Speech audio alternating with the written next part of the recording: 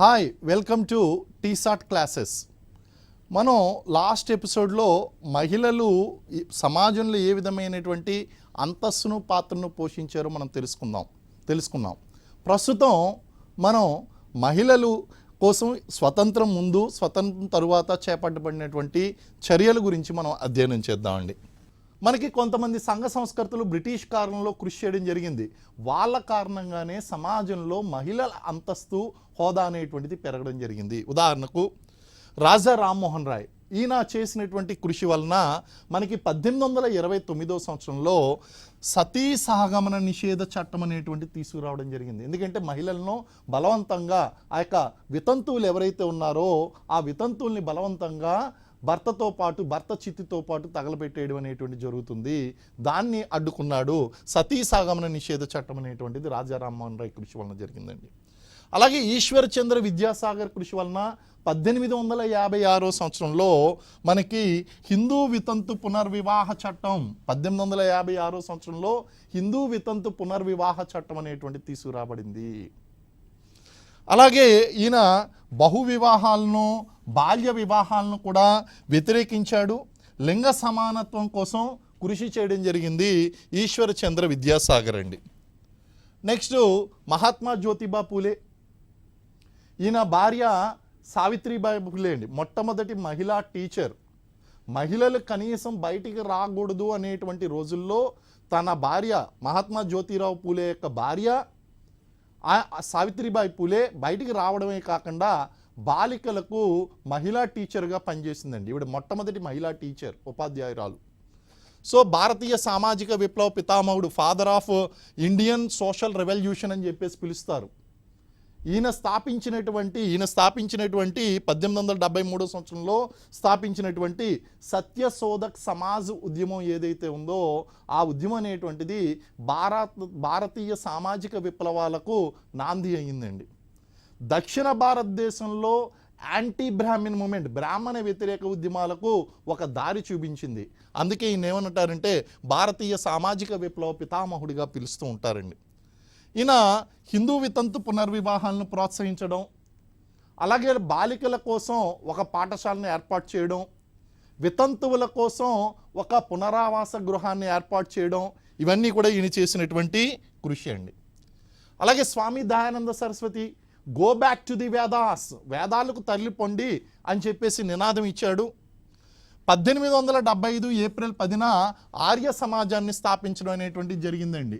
ఆర్య సమాజాన్ని స్థాపించాడు. మహిళల విద్య కోసం మహిళల విద్య కోసం పోరాడాడు. బాల్య వివాహాలను కూడా వ్యతిరేకించాడు. వితంతు పునర్వివాహాలను ప్రోత్సహించడం జరిగింది. లింగ సమానత్వం కోసం కృషి చేశాడు. సతీ సహగమనాన్ని కూడా వ్యతిరేకించాడండి.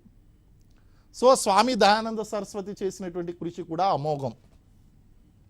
మహాత్మా గాంధీ అసలు స్వతంత్రానంతరం మహిళలకు ఓటు హక్కు లభించింది అంటే అది కేవలం గాంధీజీ యొక్క ప్రయత్నాల వల్లనే మహిళలకు ఓటు హక్కు అనేటువంటి లభించింది. చాలా కీలకమైనటువంటి అంశం అండి. స్వతంత్రానికి ముందు కూడా మహాత్మా గాంధీ ఇచ్చినటువంటి పిలుపు మేరకు అనేక మంది మహిళా నాయకులు ఈ భారత జాతీయోద్యమంలో పాల్గొనడం జరిగింది. ఉదాహరణకి సరోజినీ నాయుడు, సుచేత కృపలాని, అరుణ అసఫ్ అలీ, రాజకుమారి అమృత్ కౌర్, దుర్గాబాయి దేశ్ముఖ్, వీళ్ళంతా కూడా ఈ యొక్క గాంధీజీ యొక్క అడుగుజాడల్లో నడుస్తూ ఆయన ఇచ్చినటువంటి పిలుపు మేరకు రాజకీయాల్లో ప్రవేశించి భారత జాతీయోద్యమంలో పాల్గొని స్త్రీల అస్తిత్వాన్ని కాపాడారు. సో ఈ విధంగా అనేక మంది మనకి కృషి చేయడం జరిగింది. పండిత మరియు సరస్వతి అనేటువంటి ఆమె యొక్క బిరుదులు. సో పండిత రమాబాయి సరస్వతి ఈవిడ 1889 సంవత్సరంలో శారదా సదన్ని ప్రారంభించడం జరిగింది. అలాగే 1898లో పూణేలో ముక్తి మిషన్, మహిళల కోసం ముక్తి మిషన్ అనేటువంటిది ప్రారంభించారు. Stree Dharmaniti, the high calling of Indian women అనేటువంటి పుస్తకాలను ఆమె రచించిందండి. పండిత మరియు సరస్వతి అనేటువంటిది ఆవిడికి ఇచ్చినటువంటి బిరుదులు. స్వామి దయానంద సరస్వతి అనే విధంగా అయితే పిలిచారో అలాగే ఈవిని కూడా రమాబాయి సరస్వతి అని పిలవడం జరిగిందండి. నెక్స్ట్ విద్యాగౌరీ నీలకంఠ్ విషయంలో దగ్గర చూస్తే అహ్మదాబాద్లో ఆల్ ఇండియా ఉమెన్ కాన్ఫరెన్స్ని ప్రారంభించినటువంటి వ్యక్తి. అలాగే కులాంతర వివాహాలకు ప్రోత్సాహం ఇచ్చి ఆమె స్వయంగా కులాంతర వివాహాన్ని చేసుకుందండి. విద్యాగౌరి నీలకంఠు ఆమె స్వయంగా కులాంతర వివాహాన్ని చేసుకోవడం జరిగింది. అలాగే శారద చట్టాన్ని అమలుకు కృషి చేసింది. మనకి రావ్ బహదూర్ హలవిరాజ్ శారదా ఈ చట్టం వెనకాల ఉన్నారు. 1929లో తీసుకొచ్చినటువంటి బాల్య వివాహాల నిషేధ చట్టాన్ని శారద చట్టం అని పిలవడానికి గల కారణం ఏంటి అంటే రావ్ బహదూర్ హర్విలాస్ శారదా అనేటువంటి వ్యక్తి యొక్క కృషి వలన వచ్చింది.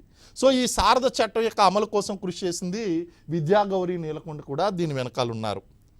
అలాగే మనకి ఇతర మహిళా చట్టాలు కనుక చూసినట్లయితే సతీ సాగమన నిషేధ చట్టం ఆల్రెడీ చెప్పుకున్నాం. 1829లో సతీ సాగమన నిషేధ చట్టాన్ని తీసుకుని వచ్చాం. ఈ చట్టం ప్రకారం ఎవరైనా సరే మహిళలను భర్తతో పాటు ఆ యొక్క భర్త చనిపోయినటువంటి వితంతులను తగలబెడితే దాన్ని ఒక క్రిమినల్ నేరంగా పరిగణించి వాళ్ళని అరెస్ట్. సతీ సాగమన నిషేధ చట్టం 1889లో తీసుకురావడం జరిగింది.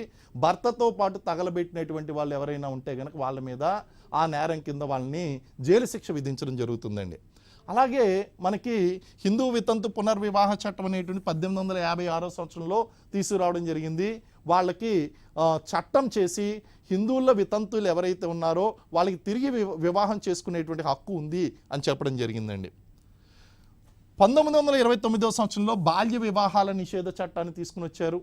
దీన్ని మళ్ళీ 2006 సంవత్సరంలో సవరించడం అనేటువంటి జరిగిందండి. కులాంతర వివాహాలకు రక్షణ కల్పిస్తూ మనకి ప్రత్యేక వివాహాల చట్టం 1872 సంవత్సరంలో ప్రత్యేక వివాహాల చట్టం తీసుకురావడం జరిగిందండి. అలాగే age of consent act Rukmabai Rawat case అంటారండి. అప్పటి వరకు కూడా బాలికలకు చిన్న వయసులోనే వివాహం చేసేవారు.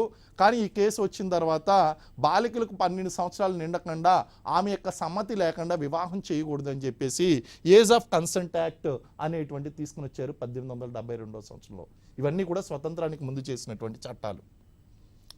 అలాగే స్వతంత్రానికి ఇమీడియట్గా 1 ఇయర్ ముందు చేసింది హిందూ స్త్రీలు వేరుగా నివసించడానికి మరియు భరణం పొందడానికి హక్కు కల్పించేటువంటి చట్టం 1946 సంవత్సరంలో చేయడం జరిగింది. ఇవన్నీ కూడా స్వతంత్రానికి పూర్వం చేసినటువంటి చట్టాలు. స్వతంత్రం తరువాత ఈ ప్రస్థానం కొనసాగిందండి మహిళల కోసం చేసేటువంటి చట్టాలు. ముఖ్యంగా కనీస వేతనాల చట్టం అంటే వాళ్ళకి కనీసం ఇవ్వాల్సినటువంటి స్త్రీలకు ఇవ్వాల్సినటువంటి ఆ యొక్క మినిమం వేజెస్ ఏదైతే ఉన్నాయో దాన్ని కల్పిస్తూ 1948లో చట్టం చేయడం జరిగిందండి. సమాన వేతనాల చట్టం కనుక అడిగినట్లయితే సమాన వేతనాలు అనేటువంటిది సమాన వేతనం 1976 అండి. సో కనీస వేతనాలు ఏమో 48, సమాన వేతనాల చట్టం 76. ప్రత్యేక వివాహాల చట్టము 1954 కులాంతర వివాహాలకు రక్షణ కల్పిస్తూ ఈ 1954లో చేసినటువంటి ప్రత్యేక వివాహాల చట్టం ప్రకారం ఏం చేశారంటే జిల్లాకు ఒక వివాహాల రిజిస్ట్రార్ను ఏర్పాటు చేయడం జరిగింది. హిందూ కోడ్ బిల్ హిందువుల కోసం ప్రత్యేకమైనటువంటి చట్టాలు ఉండాలి అని చెప్పి హిందూ కోడ్ బిల్ని 1954లో తీసుకొచ్చారు నెహ్రూ గవర్నమెంట్. ఆ తర్వాత దాన్ని 1955లో ఏం చేశారు అంటే హిందూ వివాహ చట్టంగా తీసుకుని వచ్చారు. అంటే ఇప్పుడు అప్పుడు దాకా ఉన్నటువంటి కామన్ లాస్ అన్నీ కూడా ఇప్పుడు హిందువుల కోసం హిందూ కోడ్ బిల్ ద్వారా హిందూ వివాహ చట్టాన్ని తీసుకుని వచ్చారు. ఆ హిందూ వివాహ చట్టం ద్వారా ఏంటి అంటే హిందూ సమాజంలో ఉండేటువంటి బహు వివాహాలను ఖండించి ఏక వివాహాన్ని తప్పనిసరి చేసినటువంటి చట్టము. మోనోగమీస్ కంపల్సరీ హిందూ వివాహ చట్టం అనేటువంటిది హిందువుల్లో ఏక వివాహాన్ని తప్పనిసరి చేసింది. నెక్స్ట్ హిందూ వారసత్వ చట్టాన్ని 1956లో తీసుకొచ్చారు. పురుషులతో పాటు స్త్రీలకు కూడా వారసత్వపు హక్కులను కలగజేస్తూ 1956లో హిందూ సక్సెషన్ యాక్ట్ హిందూ వారసత్వ చట్టం అనేటువంటిది చేయడం జరిగింది. మహిళలు అక్రమంగా తరలించబడుతున్నారు. సో ఈ మహిళల్లో జరిగేటువంటి అక్రమ రవాణాను అరికట్టేందుకు మనకి 1956లో SITA act suppression of immoral trafficking act అనేటువంటి తీసుకుని వచ్చారండి 1956 సంవత్సరంలో. అలాగే ఈ దత్తతకు సంబంధించినటువంటి పోషణకు సంబంధించినటువంటి అంశాలను తీసుకొస్తూ అక్కడ హిందూ దత్తత మరియు పోషణ చట్టం 1956లోనే తీసుకొచ్చారు. ఈ 56లో తీసుకొచ్చినటువంటి హిందూ దత్తత మరియు పోషణ చట్టం ప్రకారం ఎవరిని దత్తత తీసుకోవాలి, ఎటువంటి సందర్భంలో దత్తత తీసుకోవాలనేటువంటి విషయంలో కొన్ని నియమాలను చెప్పడం జరిగింది. ఒంటరి పురుషుడు ఆడపిల్లల్ని దత్తత తీసుకోకూడదు. దత్తత తీసుకునేటువంటి వారి యొక్క వయసు 16 సంవత్సరాల కంటే తక్కువ వయసు ఉండాలి. ఇలాంటి కొన్ని అంశాలు. అలాగే భార్య యొక్క అనుమతి లేకుండా భర్త పిల్లల్ని దత్తత తీసుకోకూడదు. ఇలాంటి కొన్ని అంశాలు పొందుపరచడం జరిగిందండి. నెక్స్ట్ వరకట్న నిషేధ చట్టము డోవరీ అబాలిషన్ ఆఫ్ డోవరీ యాక్ట్ అండి. వరకట్న నిషేధ చట్టం 1961 అండి. జూలై 1, 1961 రోజున దీన్ని ఇంప్లిమెంటేషన్లో తీసుకురావడం జరిగింది. ఈ చట్టం ప్రకారము ఎవరైనా సరే కట్నం తీసుకున్నట్లయితే నేరంగా పరిగణించడం జరుగుతుంది. అదేవిధంగా ప్రసూతి సౌకర్యాల చట్టం మెటర్నిటీ బెనిఫిట్స్ యాక్ట్ 1961 అండి. 1961లో మెటర్నిటీ బెనిఫిట్ యాక్ట్స్ అనేటువంటి తీసుకురావడం జరిగింది. ఈ చట్టం ప్రకారం ఏంటి అంటే వాళ్ళకి 3 నెలల వేతనంతో కూడినటువంటి 12 వారాల వేతనంతో కూడినటువంటి సెలవులు ఇచ్చేవారు ఎవరైతే గర్భిణీ స్త్రీలు ఉన్నారో. అయితే దాన్ని సవరణ చేసి 2016లో దాన్ని ఏం చేశారంటే 6 నెలలు అంటే 24 వారాల పాటు ఆ యొక్క వేతనంతో కూడినటువంటి సెలవులను పొడిగించడం జరిగింది. Maternity benefits act 1961. ఇవన్నీ మహిళల కోసం చేసినటువంటి చట్టాలు. అలాగే లింగ ఎంపిక అనేటువంటి జరుగుతుంది, లేదా గర్భ విచ్ఛిత్తి జరుగుతుంది. లింగ ఎంపిక కారణంగా గర్భ విచ్ఛిత్తి చేయించకుండా ఉండడం కోసం ఏం చేశారంటే MTP act, medical termination of pregnancy act, అంటే గర్భ విచ్ఛిత్తి చట్టము అనేటువంటిది 1971లో తీసుకురావడం జరిగింది. ఇందులో నియమాలు పెట్టారు. తల్లికి కానీ బిడ్డకు కానీ ప్రాణానికి ప్రమాదం ఉన్నప్పుడు, లేదా ఏదైనా ప్రత్యేక సందర్భాల్లో కోర్టు అనుమతి ఇచ్చినప్పుడు అర్హత కలిగినటువంటి ఎంబీబీఎస్ డాక్టర్ ద్వారా మాత్రమే ఈ గర్భ విచ్ఛిత్తి అనేటువంటి జరగాలి అని చెప్పి కొన్ని నియమాలు తీసుకురావడం జరిగిందండి. 1984లో స్త్రీలకు న్యాయం చేయడం కోసం స్త్రీల కోసం ప్రత్యేకమైనటువంటి కోర్టుల్ని ప్రారంభించడం జరిగింది. కారణం ఏంటి అంటే వీళ్ళకు ఉన్నటువంటి ఈ యొక్క గృహహింస కేసులు కానీ, లేదా ఆస్తి వివాదాలు కానీ, వారసత్వపు హక్కులు కానీ, ఇటువంటి అంశాల మీద న్యాయం, విడాకులు కేసులు కానీ ఇలాంటి అంశాల మీద న్యాయం జరగడం కోసం మహిళల కోసం కుటుంబ న్యాయస్థానాల చట్టం చేయడం జరిగింది 1984 సంవత్సరంలో. జిల్లాకు ఒక కుటుంబ న్యాయస్థానాన్ని ఏర్పాటు చేశారు. అలాగే మహిళల పట్ల అమర్యాదపూర్వక వర్ణన చేయడం నిషేధిస్తూ 1986లో indecent projection of women act అనేటువంటిది చేయడం జరిగింది. కారణం ఏంటి అంటే అప్పుడే ఈ వాణిజ్య సంస్కృతి అనేటువంటిది అభివృద్ధి చెందుతుంది. ప్రతి చిన్న విషయాన్ని మహిళలను అసభ్యంగా చూపించడం, తద్వారా ఆ యొక్క ప్రోడక్ట్స్ని అమ్మడం, లేదా చలనచిత్రాలు కానీ లేదా వివిధ చిత్రాల్లో మహిళలను అసభ్యంగా చూపించడం, అసభ్యంగా వర్ణించడం, ఇవన్నీ చేస్తూ ఉంటే దానికి కట్టడి చేయడం కోసం ఒక చట్టాన్ని తీసుకుని వచ్చారు. మహిళల అమర్యాదపూర్వక వర్ణన నిషేధ చట్టము 1986లో తీసుకొచ్చారు. అలాగే 73, 74 రాజ్యాంగ సవరణలు చేసి రాజ్యాంగ సవరణ చట్టం 1992లో చేయడం జరిగింది. ఈ స్థానిక స్వపరిపాలనా సంస్థల్లో మహిళలకు 33% రిజర్వేషన్ అనేటువంటిది ఇవ్వడం జరిగిందండి. దీన్ని ఆంధ్ర తెలంగాణలతో కలిపి, తెలంగాణ రాష్ట్రం ఆంధ్ర రాష్ట్రంతో కలిపి దాదాపు అన్ని రాష్ట్రాల్లోనూ ఈ యొక్క స్థానిక సంస్థల్లో మహిళలకు ఉన్నటువంటి రిజర్వేషన్ని 50% పెంచడం అనేటువంటిది కనిపిస్తుంది. అలాగే 2005లో మహిళలకు ఒక అద్భుతమైనటువంటి చట్టం తీసుకొచ్చారు. The protection of women from domestic violence, గృహహింస నిరోధక చట్టము. ఈ చట్టం ద్వారా మహిళలకు 4 రకాలైనటువంటి హింసల నుంచి రక్షణ కల్పిస్తుందండి. భౌతిక హింస, మానసిక హింస, ఆర్థిక హింస, లైంగిక హింస అని 4 రకాల హింసల నుంచి మహిళలను కాపాడడం అనేటువంటి జరుగుతుంది. గృహంలో నివసించేటువంటి ఏ మహిళకైనా సరే ఈ చట్టం వర్తిస్తుంది. 2005 సంవత్సరంలో ఈ యొక్క the protection of women from domestic violence act అనేటువంటి తీసుకురావడం జరిగిందండి. అలాగే బాల్య వివాహ చట్టానికి 1929లో తీసుకొచ్చినటువంటి చట్టానికి సవరణ చేస్తూ 2006లో మళ్ళీ బాల్య వివాహాల నిషేధ చట్టం అనేటువంటి చేయడం జరిగింది.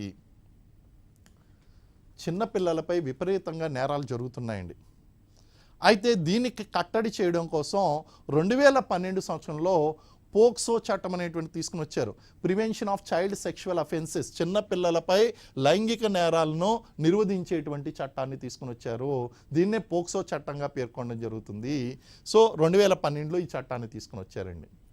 అలాగే నిర్భయ చట్టం, ఎప్పుడైతే 2012 డిసెంబర్ నెలలో నిర్భయ సంఘటన జరిగిందో అక్కడ జస్టిస్ జేఎస్ వర్మ కమిషన్ ఏం చేసింది అంటే ఆ క్రిమినల్ లాలో ఉన్నటువంటి లోపాలను సవరిస్తూ ఒక అమెండ్మెంట్ చట్టాన్ని తీసుకుని వచ్చింది.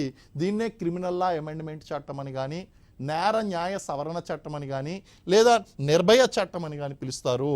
2012లో ఇన్సిడెంట్ జరిగింది, 2013లో చట్టం తీసుకురావడం జరిగిందండి. అలాగే పని ప్రదేశాల్లో అంటే 90లకు ముందు మహిళల పరిస్థితి వేరు, 90ల తర్వాత మహిళల పరిస్థితి వేరు. ఎప్పుడైతే మల్టీనేషనల్ కంపెనీస్ అనేటువంటివి వచ్చాయో, అమెరికా టైమింగ్స్లో మన భారతదేశంలో ఈ knowledge processing companies, business out sourcing processing companies, ఈ ఐటీ కంపెనీలు ఇవి పనిచేయడం మొదలుపెట్టాయో, 24/7 పనిచేయడం మొదలుపెట్టాయో, మహిళల కార్యాలయాల్లో అత్యధిక సమయం వాళ్ళు గడుపుతున్నారండి. గృహాలకే పరిమితమైనటువంటి ఈ హింస కార్యాలయాలకు కూడా ప్రవేశించింది. కాబట్టి కార్యాలయాల్లో మహిళలను లైంగికంగా వేధించడం నుంచి కాపాడడం కోసం prevention of sexual harassment act, posh act అనేటువంటి తీసుకుని వచ్చారు. దీన్ని 2013 సంవత్సరంలో తీసుకుని వచ్చారండి. దీని ప్రకారం ప్రతి కార్యాలయంలో కూడా షీ బాక్సెస్ అనేటువంటి ఏర్పాటు చేయాలి, కంప్లైంట్ బాక్సెస్. అలాగే ఆ విధంగా వచ్చినటువంటి కంప్లైంట్ని ఒక నియమిత కాలంలో దాన్ని విచారణ చేయాలి. విచారణ చేసిన తర్వాత ఆ వచ్చినటువంటి అవుట్కమ్ ఏదైతే ఉంటుందో, ఆ యొక్క రిపోర్ట్ ఏదైతే ఉంటుందో ఆ రిపోర్ట్ని 90 రోజుల్లోగా ఇంప్లిమెంట్ చేయాలి. అదేవిధంగా ఈ చట్టం ప్రకారం ప్రతి కార్యాలయంలో కూడా పాష్ కమిటీ, లైంగిక వేధింపుల ఫిర్యాదుల కమిటీ అనేటువంటిది ఏర్పాటు చేయాలి. ఇవన్నీ కూడా ఈ చట్టం ప్రకారం చేయడం జరిగిందండి. అలాగే లేటెస్ట్గా కనుక చూస్తే చట్టసభల్లో మహిళలకు 33% రిజర్వేషన్ ఇవ్వడం కోసం 33% రిజర్వేషన్లు ఇవ్వడం కోసం ఈ యొక్క 2023లో మహిళా రిజర్వేషన్ చట్టం అనేటువంటి తీసుకురావడం జరిగింది. ఇది 2023 అండి. ఇది సవరణ బిల్లు ఏది అంటే 108వ రాజ్యాంగ సవరణ బిల్లు. ఇది ఏం చేస్తుందంటే భారత రాజ్యాంగంలో article 330A, 332A and 334A అనేటువంటి కొత్త ఆర్టికల్స్ని ప్రవేశపెడుతుంది. దీని ద్వారా మనకి మహిళలకు లోక్సభలోనో, రాజ్యసభలోనో, రాష్ట్ర శాసనసభల్లోనో మహిళలకు 33% రిజర్వేషన్లు అనేటువంటివి లభిస్తాయి. ఇది ఎప్పటి నుంచో ఉన్నటువంటిది. గతంలో 1996లోనూ, 98లోనూ, 99లోనూ, 2002లోనూ, 2003లోనూ కూడా ఈ బిల్లును ప్రవేశపెట్టినప్పటికీ తర్వాత అప్పుడు అది అంగీకరించబడలేదు. కానీ ఇది పూర్తిగా మనకు 2003లో అది చట్టంగా చేయడానికి అది తీసుకుంది. నెక్స్ట్ డీలిమిటేషన్ తర్వాత మహిళలు ఈ అవకాశాన్ని పొందబోతున్నారండి. అంటే డీలిమిటేషన్ మనకి 2029లో డీలిమిటేషన్ తర్వాత కొత్త రిజర్వేషన్ చట్టం అనేటువంటిది అమల్లోకి వచ్చేటువంటి అవకాశం ఉంది. సో ప్రస్తుత లోక్సభలో మహిళల యొక్క ప్రాతినిధ్యం కనుక చూసినట్లయితే మనకి 14.94% మాత్రమే ఉంది. అలాగే రాజ్యసభలో వాళ్ళ యొక్క రిప్రజెంటేషన్ కనుక చూసినట్లయితే 14.5% ఉంది. రీసెంట్ ఎలక్షన్స్లో వాళ్ళ రిప్రజెంటేషన్ చూస్తే దీన్ని ఇప్పుడు 33%కి పెంచాలి అని చెప్పి బిల్లు తీసుకురావడం జరిగింది. ఎప్పుడైతే మహిళలు రాజకీయంగా సాధికారత సాధిస్తారో ఆటోమేటిక్గా వాళ్ళు సాధికారత ఎంపవర్మెంట్ అనేటువంటి దిశగా అడుగులు వేస్తారండి. నెక్స్ట్ మనకి లింగ సమానత్వం అనేటువంటిది ఏ విధంగా ఉంది అనేటువంటి దాని మీద కాంపిటేటివ్ ఎగ్జామ్స్లో మీకు క్వశ్చన్ వచ్చేటువంటి అవకాశం ఉంటుందండి. Global gender gap index 2023 report కనుక మనం చూసినట్లయితే ఈ రిపోర్ట్ 2024లో వెలువడింది. మొత్తం 146 దేశాలు ఇందులో పాల్గొన్నాయి. ఇందులో భారతదేశం యొక్క ర్యాంకింగ్ 129 ఇంపార్టెంట్. అలాగే 2022లో మనం చూసినట్లయితే 108వ స్థానంలో ఉంది. 2021లో 122వ స్థానంలో ఉంది. ఇవన్నీ కూడా భారత యొక్క స్థానాలండి. అదేవిధంగా మనకి ఎస్డిజి గోల్స్ ఉన్నాయండి. ఈ ఎస్డిజి గోల్స్ కనుక మనం చూసినట్లయితే ఎస్డిజి గోల్స్లో గోల్ నెంబర్ 5 లింగ సమానత్వం గురించి సూచిస్తుంది. ఇది కూడా మీకు సాధారణంగా ఎగ్జామ్స్లో వచ్చేటువంటి క్వశ్చన్. లింగ వ్యత్యాస సూచికలు అనేటువంటిది యుఎన్డిపి దేని ప్రాతిపాదికన సూచిస్తుంది అంటే స్త్రీల ఆర్థిక భాగస్వామ్యము మరియు అవకాశాలు, విద్యా విజయాలు, ఆరోగ్యము, రాజకీయ సాధికారత. ఎప్పుడైతే మనకు కేవలం 14.4%, 14.5% మాత్రమే మనకి ఈ రిప్రజెంటేషన్ అనేటువంటిది ఉందో, అప్పుడు ఆటోమేటిక్గా ఈ యొక్క లింగ వ్యత్యాస సూచిక అనేటువంటిది చాలా తక్కువ స్థానంలోకి మనకు వచ్చేసామండి. కాబట్టి వీటిని ఆధారంగా చేసుకుని మనకి ఈ యొక్క జెండర్ గ్యాప్ ఇండెక్స్ అనేటువంటిది, ర్యాంకింగ్ అనేటువంటిది ఇవ్వడం జరుగుతుంది. సో వివిధ మతాల్లో స్త్రీల అంతస్తు కనుక మనం చూసినట్లయితే ఇస్లాం మతం కూడా మహిళలకు మంచి అంతస్తు ఇచ్చింది. కానీ ఇస్లాం మతంలో ఉండేటువంటి బహుభార్యత్వము, బుర్కా వేసుకునేటువంటి సాంప్రదాయము, ఇలాంటివన్నీ కూడా నికా హలాల్ సాంప్రదాయము, ఇవన్నీ కూడా ఇస్లాం మతంలో మహిళల్ని ఇబ్బంది పెడుతున్నటువంటి అంశాలు. అందుగురించే మనకి ఈ యొక్క ట్రిపుల్ తలాక్ ఏదైతే ఉందో, ముమ్మార్ తలాక్ ఏదైతే ఉందో దాన్ని రద్దు చేయడం జరిగింది. తలాక్ను రద్దు చేయలేదు, ముమ్మార్ తలాక్ను మాత్రమే రద్దు చేశారు. అంటే వెంటనే చెప్పేటువంటి తలాక్లు, దాన్ని రద్దు చేయడం జరిగిందండి. అయితే ఇస్లాం మతంలో కూడా కొన్ని మంచి విషయాలు ఉన్నాయి మహిళలకు. కారణం ఏంటి అంటే వాళ్ళకి ఇచ్చేటువంటి ఆ భరణం ఏదైతే ఉందో మెహర్ అంటారు. దాన్ని ఏమంటారు? మెహర్ అంటారు. ఇది ఏ మతంలోనూ కూడా లేదండి. నెక్స్ట్ క్రైస్తవ మతం మహిళలకు సమాన అవకాశాలు ఇచ్చిందండి. హైలీ ఎడ్యుకేటెడ్ ఉమెన్ ఏ మతంలో ఉన్నారు అంటే క్రైస్తవ మతంలో ఉన్నారు. మహిళలకు స్వేచ్ఛను ఎక్కువగా ఇచ్చినటువంటి మతం ఏది అంటే క్రైస్తవ మతం. అలాగే బౌద్ధ జైన మతాలు ఈక్వాలిటీ ఇచ్చాయి అని మనం చెప్పుకున్నాం. అలాగే సిక్కు మతం కనుక చూసినట్లయితే సిక్కు మతం కూడా మహిళలకు మంచి అవకాశాలు ఇచ్చినాయండి. కర్మకాండల్లో పాల్గొనేటువంటి అవకాశం, పురుషులతో పాటు స్త్రీలు కూడా కర్మకాండల్లో పాల్గొనవచ్చు, మత పెద్దలుగా ఉండొచ్చు, కుటుంబ పెద్దగా కొనసాగవచ్చు. ఇలాంటి అవకాశాలన్నీ కూడా మహిళలకు ఇచ్చినప్పటికీ వాళ్ళ సమాజంలో కూడా సిక్కు సమాజంలో కూడా వరకట్న సమస్య అనేటువంటిది ఉంది.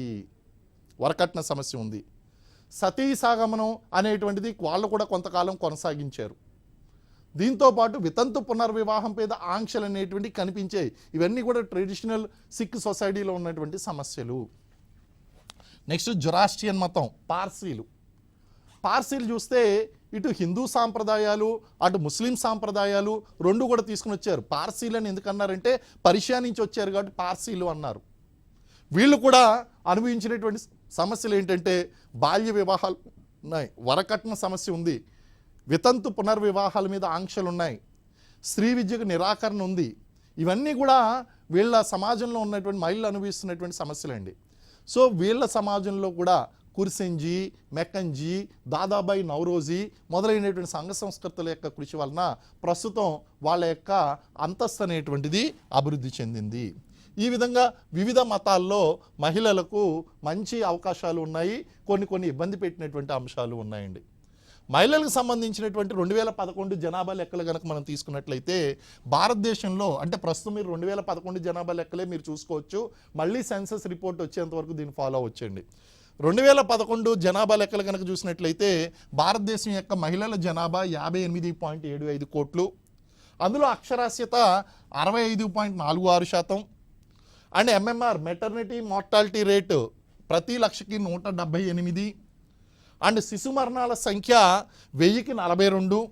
మీరు ఒకటి గుర్తుపెట్టుకోండి, ప్రసూతి మరణాలు అనేటువంటి ఎప్పుడు కూడా 1,00,000 క్యాలిక్యులేట్ చేయడం జరుగుతుంది, శిశు మరణాలు అనేటువంటిది 1000 క్యాలిక్యులేట్ చేయడం జరుగుతుందండి. లింగ నిష్పత్తి ప్రతి 1000 మంది పురుషులకు కేవలం 943 మంది స్త్రీలు మాత్రమే ఉన్నారు.